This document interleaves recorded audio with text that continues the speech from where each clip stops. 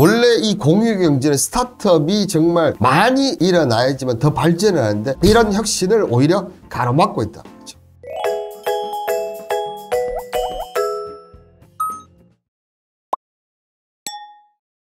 퇴근길에 편안하게 들으시면 투자에 보는 눈이 달라지실 겁니다. 오늘은 이 혁신의 공유 문제에 관련해서 혁신인데 오히려 지금 이 문제점 때문에 더 이 공유 규제를 계속 가야 되냐 이런 내용을 좀 질문을 하셨는데요. 참 질문 내용 좋았다 이렇게 좀 생각이 듭니다. 어떤 내용인지 지금 바로 시작하도록 하겠습니다. 자, 공유경제가 장점도 있지만 실제로 사람들과 공유보다는 플랫폼을 가진 거대 기업이 나타나면서 공유경제를 장악했는데, 그런데 이게 기존의 중소업체를 도태시키면서 양극화의 일자리 감소라는 결과가 나오게 되었습니다. 이거에 대한 해결 방안이 없을까요? 이렇게 하는데 지금 이 부분은 지금 한 10년 전부터 계속적으로 지금 여러 가지 얘기가 있는데 그 얘기까지 제가 전달해 드리도록 하겠습니다. 자, 일단 공유경제란 아시는 분들은 아시겠지만 모르시는 분들을 위해서 제가 설명 한번 드리면 플랫폼 등을 활용해서 자신의 자산이나 서비스를 다른 사람과 공유에 사용함으로써 효율성을 높이는 경제 모델을 뜻합니다. 여기는 자신의 자산의 서비스를 하는 사람도 있고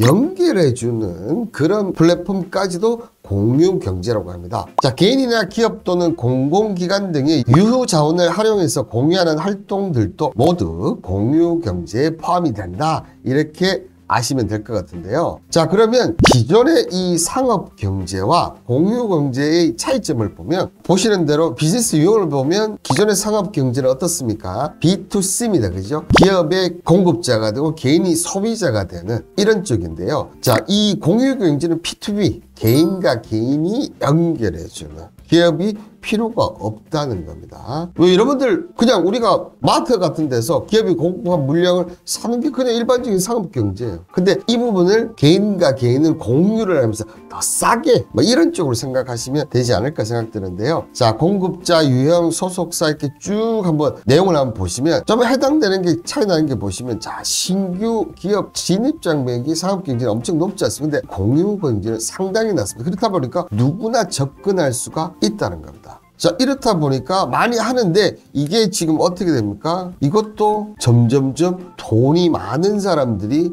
점령을 해버리는 거예요.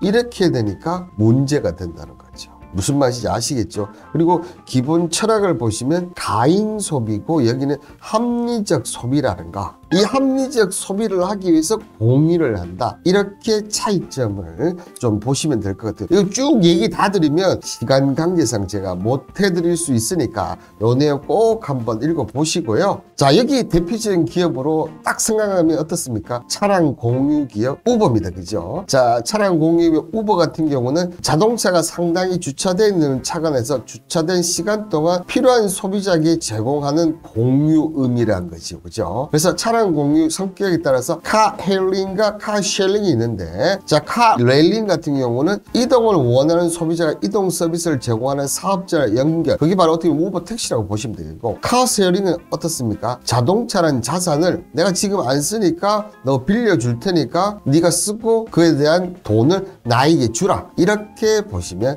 될 것 같습니다. 자, 우버는 승객과 차량을 연계해준 플랫폼 서비스 운영하는 기업으로 2010년에 창업해 현재 100개 도시 이상에서 서비스를 제공하고 있었는데, 참 이 천하의 우버가 미국에서는 성공하지 못했다는 사실, 참 아직까지는 그만큼 우리나라의 공유 경제라는 개념이 낮은 걸까요? 아니면 다른 게 좀 문제일까요? 협력적 소비와 합리적 소비 같은 개념인가? 네, 포인트가 딱 그런 포인트라고 보시면 될 것 같고요. 공유경제 다 좋은데 자전거 킥보드 길거리에 던져놓은 치 좀 마라, 이제 그런 사회적 문제까지도 최근에 좀 나오죠. 그리고 불나방이 하지만 우버는 우리나라에서 어림없죠. 네, 맞습니다. 정말 우리나라에서는 특히 이 택시 기사들의 반발이 엄청납니다. 근데 저는 그 부분은 솔직히 좀 안타까운 부분이 있습니다. 자, 그리고 숙박 공유기업 Airbnb 너무나 잘 아시죠, 여러분들. 유흥공간을 여행객의 숙박 공유하는 것을 의미하는데요. 개인용 숙박 공유 같은 경우는 개인이 숙박 공급자와 수요자를 연결해주는, 이게 개인이 집이 될 수도 있고 호텔이 될 수도 있고 모텔이 될 수도 있는 거고요. 휴가용 주택 등 미국, 유럽에서 상행했던 휴가용 주택 임대 서비스를 제공하는 B2B 형태의 비즈니스다. 자, 이렇게 보시면 되겠고, 저는 아직까지 한 번도 사용해 본 적은 없는 것 같은데, 자, 2008년 미국에서 창업해서 지금 192개국의 숙박 공유 네트워크를 보유하고 있다. 그렇다면 웬만한 나라에서는 다 있다는 거고, 자, 숙박 예금 금액의 6에서 15%를 수술하면서 이 기업은 내 거는 하나도 안 내면서, 그죠? 이렇게 회사가 성장하고 있다. 서로 윈윈이긴 합니다. 그죠? 우리나라 업체를 한번 보신다면 차량 같은 경우는 뭐 쏘카, 그린카, 비즈니스 모델은 B2B입니다. B2B 같은 경우는 어떻게 보면 자기 자산에 갖고 있는 자산을 개인들에게 공유하는 그런 개념이 보시면 되고, 코자자 같은 경우는 숙박이 P2B 같은 경우는 어떻습니까? 자기가 중간 단계에서 연결을 시키는 게 이게 P2B다. 쉽게 설명드리면 이렇게 보시면 될 것 같아요. 그래서 주차장이 모두의 주차장, 그 다음에 공간 같은 경우는 스페이스 클라우드, 그 다음에 기타 같은 경우 열린 옷장인데, 자, 여러분들 여기서 보면 우리가 지금 안 업체 제 기준에서 본다면 저는 솔직히 이 정도밖에 몰라요. 뭐 기행님이 야놀자도 대표적인 공유 경제 플랫폼이죠. 이 정도밖에 안 된다는 거죠. 그만큼 지금 우리나라 공유 경제는 어떻게 보면 대한민국이 그래도 세계 랭킹 10위권에 있는 나라다. 이렇게 치면 이 공유 경제는 어떻게 보면 정말 좀 하위권이지 않나. 좀 저는 그렇게 생각이 들거든요. 그런데 이런 하위권 문제점이 과연 어떤 문제점이 있는지 이 질문자가 하셨던 부분이죠. 그죠? 그 부분을 이제 제가 얘기 좀 드리도록 하겠습니다. 자, 그러면 공유 경제의 문제점은 뭐냐 하면, 특히나 미국 같은 경우는 이 빅테크에 대한 미국 정부의 주요 소송을 한번 보시면, 자, 구글 같은 경우는 2020년 10월에 미 법무부 구글 검색을 반독점적으로 사용, 그리고 2023년 1월 미 법무부 구글 광고 사업을 반독점법으로 소송을 시작했고, 자, 그리고 2023년 구글 반독점 공판이 시작됐다고 합니다. 자, 그리고 아마존 같은 경우는 2023 6월에 미 FTC가 아마존 구독 해지를 어렵게 만들었다. 그리고 자, 2023년에는 미 FTC가 아마존 반독점 소송 공교롭게 9월에 이 독점을 하는데, 자, 여러분들 이 구글과 아마존은 어떻습니까? 뭐 미국에서도 그렇고 거의 전 세계에서 그렇죠? 독점적인 공용 기업입니다. 이렇다 보니까 지금 어떤 피해가 나타나냐면, 다른 이 유사한 플랫폼이나 검색이라든지 아마존 같은 유사한 플랫폼의 업체들을 어떻게 합니까? 다 죽여버리는 효과가 나타난다는 거죠. 어떻게 보면 진입장벽이 엄청 낮은데, 그죠? 누구도 지금 구글에 하고 있는 포털 검색에 진입을 못해요. 왜냐? 얘가 독점적으로 하면서, 독점적 하는 것까지는 좋은데, 그러면 새로운 아이템을 하면 되는데 어떻게 됩니까? 자, 여기 보이시는 대로, 자, 아마존 페이지라든지 아니면 많은 사람들이 돈을 벌기 위해서 이 구글과 아마존에 뭔가를 상품을 올린다든지 아니면 구글에 뭔가를 광고를 하려고 할 때 이때 불이익을 준다는 거죠. 그러면서 형평성에 안 맞게 많은 수익도 올려가고 다른 어떻게 보면 공유경제의 플랫폼들을 아예 원천적으로 나타나게 만들지 못하게 한다는 거죠. 기영님이 구글, 아마존 진짜 은근히 양아치들, 이 기업들은 돈을 벌기 위해서는 무엇이든 할 수 있다는 것을 보여주는 사례가 아닌가. 그러면 미국 쪽을 하면 아무래도 여러분들 조금 힘드시지 않겠습니까? 그죠? 근데 미국 같은 경우가 아마존이 대표적인 게 보면 최근에 나온 게 마켓플레이스 셀러라는 풀필드먼트 바이 아마존을 사용을 막 강제적으로, 야, 이거 무조건 하려면 중소기업자들 너희들 해, 이런 식으로 했다는 거죠. 자, 그러면 대한민국 같으면 어디겠습니까? 그죠? 바로 카카오입니다. 그죠? 이 카카오티, 특히 가장 저도 많이 어제도 사용했습니다. 저도. 자, 카카오티 관련해서 두 가지 시각이 있는데요. 일단 소비자로 카카오 택시로 해서 편리해진 게 너무 많다. 저도 개인적으로 느낍니다. 솔직히 택시 잡기가 엄청 힘들 때, 날씨가 어제 같은 추웠는 날, 그죠? 요거 딱 부르면 따뜻한 데 있다가 도착하면 나가면 됩니다. 그리고 기다리지도 않아도 돼요. 그랬는데 카카오가 당시에는 또 이 택시 기사님들에게 수수료도 없었어요. 근데 이 카카오 택시가 어떻게 됩니까? 시장 점유율이 이제 90% 올라갑니다. 90% 올라가니까 어떻게 됩니까? 일반 호출을 아무리 눌러도 안 되고 부가요금을 내야 되는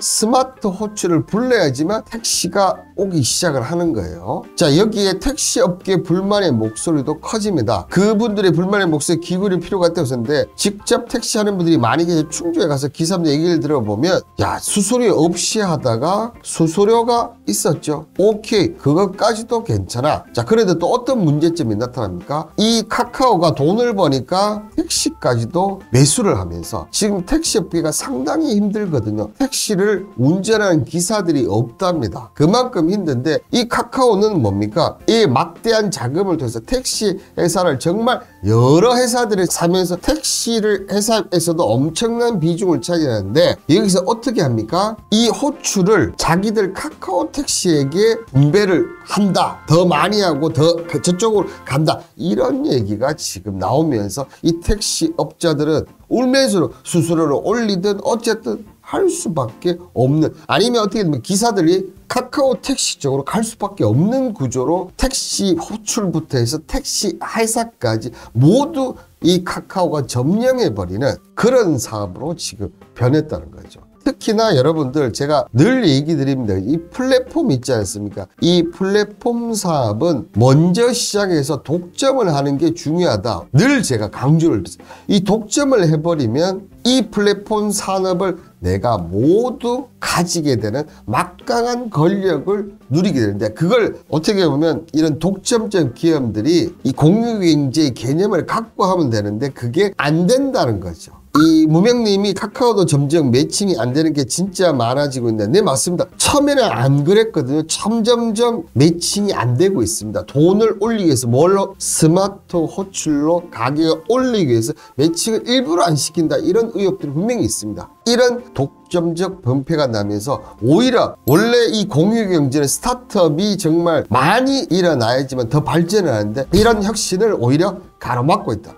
공유경제 독점적 문제를 이 빅테크 기업들의 이 기업 규제 법안들을 여러 가지로 지금 만들고 있는데요. 자, 첫 번째는 아마존 같은 플랫폼 기업이 자체 브랜드 상품을 만들어서 자기 플랫폼에 싸게 파는 행위, 이런 행위를 금지시켜야 된다. 그러면서 두 번째는 구글 같은 빅테크 기업이 검색 결과에서 경쟁사보다 자사 서비스 우선 노출하는 이런 행위들 금지시켜야 된다. IT 대기업이 다른 업체를 인수할 때 시장 경쟁을 위험하지 않는다는 점을 증명 의미한다. 이거는 50%를 넘기지 않아야 된다.